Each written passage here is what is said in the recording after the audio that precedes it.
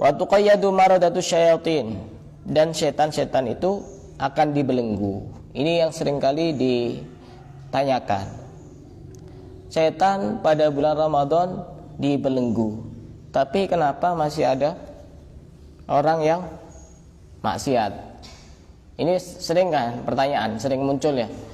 Kenapa pada bulan Ramadan masih ada orang maksiat? Sebagian ada yang tidak puasa, sebagian ada warung-warung hantu. Tahu warung hantu? Kelihatan kakinya saja. Itu namanya warung hantu itu namanya. Kepalanya tidak ada, ininya tidak ada, warung hantu. Jadi yang berubah itu bukan cuma orangnya yang pengen hijab syar'i, tapi warung-warung juga pakai hijab semua kalau bulan Ramadan itu. Nah, kenapa? Padahal setan itu kan sudah dibelenggu. Ini harus paham.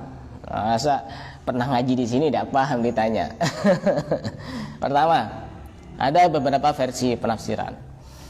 Pertama, ada satu pendapat yang mengatakan bahwasanya yang dibelenggu itu adalah setan-setan yang kelas-kelas atas, setan-setan yang pimpinan-pimpinan itu, ketua-ketua geng, maradatu syayatin.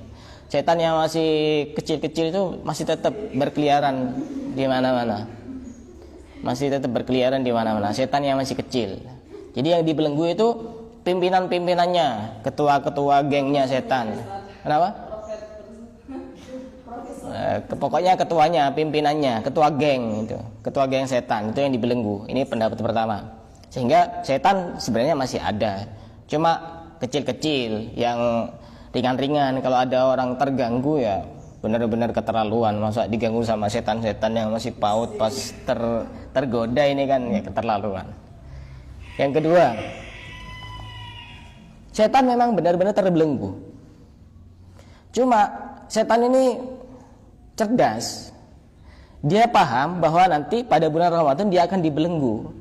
Sehingga selama 11 bulan sebelumnya itu dia bagaimana cara mempengaruhi orang agar dia itu sudah terbiasa dengan perbuatan-perbuatan setan, sehingga karakternya itu sudah terpengaruhi oleh kebiasaan-kebiasaan setan.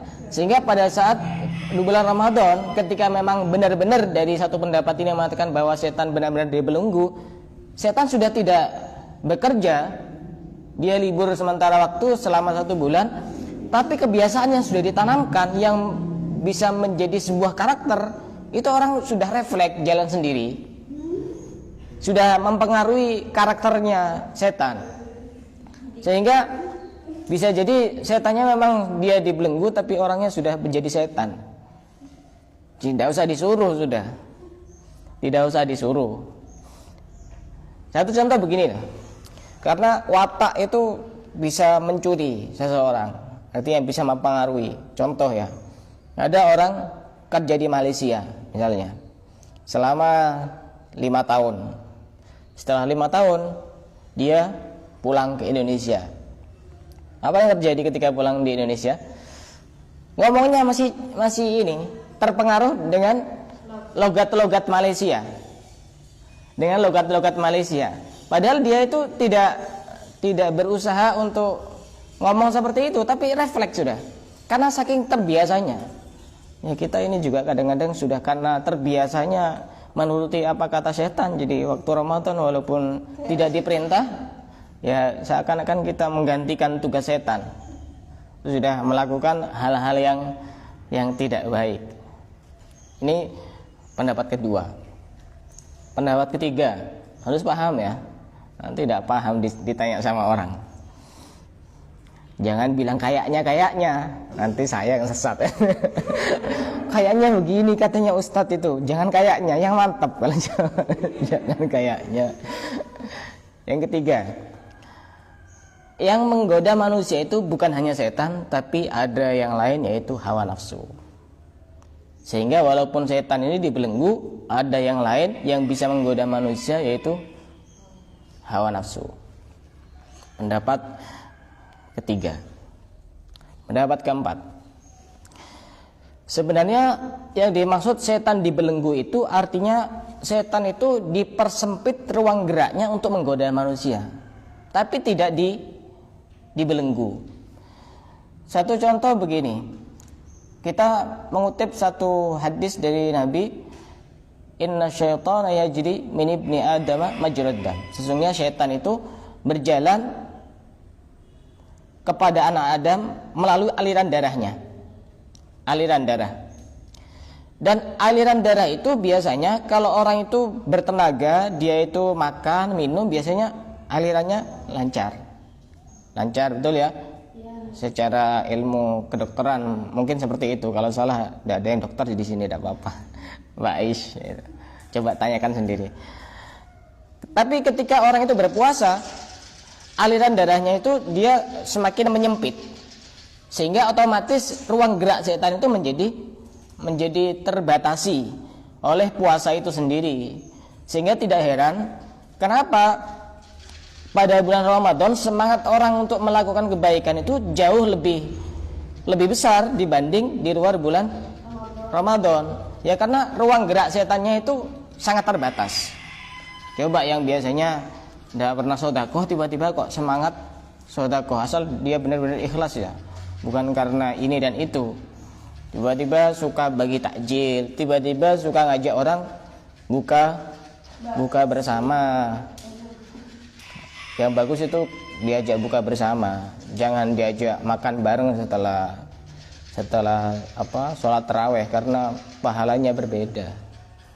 Jadi kalaupun mau mengadakan acara itu lebih baik buka bersama. Kadang-kadang saya lihat ada acara itu setelah sholat tarawih, ada makan bersama atau kumpul bersama atau apa, ya tetap dapat pahala sedekah, ngasih kepada orang lain. Tapi kalau pahala buka bersama sama orang itu luar biasa. Pertama, dia akan mendapatkan pahala puasa dari orang yang diajak buka bersama itu. Kalau yang diundang 100 ya 100, tanpa berkurang sedikit pun pahala dari orang lain itu. Kedua juga termasuk pahala sedekah, pahala juga nyenengkan orang lain, banyak, lebih besar pahalanya. Nah, kemudian sudah berapa pendapat tadi itu? 4 ya. Jadi itu sebenarnya hanya dipersempit ruang gerak setan, sehingga setan itu masih tetap bisa mengganggu, tapi tidak semaksimal di luar bulan Ramadan. Dan kita bisa merasakan sendiri, kalau ada orang di bulan Ramadan masih maksiat, itu benar-benar orang yang imannya lemah. Karena kalau kita ngikuti pendapat tadi itu kan yang dikeluarkan, yang dilepas itu kan yang kecil-kecil. Masa kita kalah sama setan yang kecil-kecil? Benar-benar keterlaluan. Sehingga dalam satu kesempatan Malaikat Jibril itu pernah berkata kepada Rasulullah untuk mengucapkan amin. Rasulullah disuruh mengucapkan amin. Apa maksudnya amin itu? Malaikat Jibril berkata, man adraka Ramadan falam yughfar lahu abadahullah. Barang siapa orang yang menjumpai bulan Ramadan tapi dia masih belum diampuni dosanya, semoga dia dijauhkan dari Allah. Kok ada orang menjumpai bulan Ramadan tapi dosanya tidak diampuni, biar dia jauh dari Allah. Sampai Rasulullah itu diperintahkan amin. Saking kebangetannya itu orang.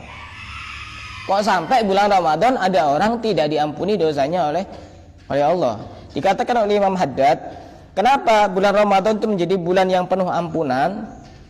Ya karena memang penyebab-penyebab kita untuk mendapatkan ampunan itu sangat banyak. Di tayassuri asbabil maghfirati fi Ramadan aktsara minha fi ghairihi minasyuhur. Orang yang benar-benar terhalang dari ampunan oleh Allah itu adalah man tafahasya i'raduhu anillah, orang-orang yang benar-benar berpaling dari Allah. Kok masih ada bulan Ramadan maksiat tetap ada, tetap tidak puasa. Ini benar-benar orang yang berpaling dari Allah, sehingga dia masuk dari sabdanya Nabi, kul amin. Kita ini diaminkan oleh Nabi, biar jauh dari Allah itu orang yang seperti itu. Kebangetan banget itu orang itu sudah.